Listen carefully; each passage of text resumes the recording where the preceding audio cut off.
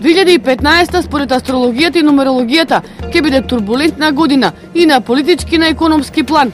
Особено во првата половина од годината ќе се донесат големи одлуки кои ќе направат потреси и во глобални и во локални рамки. Според прогнозите на астрологот Симеон Атанасовски, економијата во светот ќе биде диригирана од одлуки кои во февруари ќе се донесат во Американскиот сенат, а во март веќе ќе се почувствуваат и кај нас. Нашите економисти треба да ја пратат оваа недела во март, бидејќи таа пак реперкуира кај нас со настани однос на нашата Народна банка, настаните во март, април кои би ги имале Петар Гошев и Болгов во смисла нивни анализи што е тоа што се случува и како тоа влие на нашиот надворешен, натрешен долг и така натака и на нормално на хартиите од вредност и на каматите. Во 2015 звездите повеќе ќе му бидат наклонети на претседателот Иванов отколку на премиерот Груевски. Пролетта ќе биде период на афери и политички превирања. Во март и во април можни се авионски несреќи, една на европско тло, најмалку уште две некаде низ светот. Запомнете ги овие датуми: 7, 13, 20 и 26 март, како и 5 и 18 април.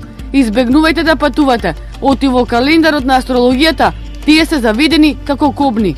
Според бројките на нумерологот Мирјана Силјановска-Главиновска, 2015 година е во знакот на осмицата, што значи пола-пола. Првата половина ќе бара повеќе труд и напор, а втората треба да го донесе плодот, тоест резултатите од вложениот напор, кој што сепак зависи од сите нас, од секој од нас како поединци и од сите нас како држава. Во 2015 нема да има промени на името на државата, но ќе се отвори прашањето за црквата.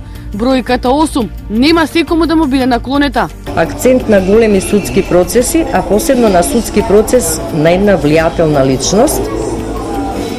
Тука би морала да нагласам дека бројот 8 исто така кореспондира и со металите, тешките метали, значи металната индустрија, каде што може да се очекува навистина голема експанзија.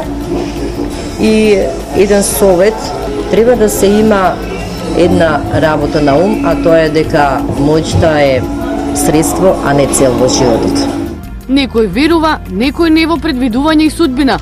Колку од овие прогнози ќе се остварат, ќе сумираме на крајот на 2015, а до тогаш секој со својата карма.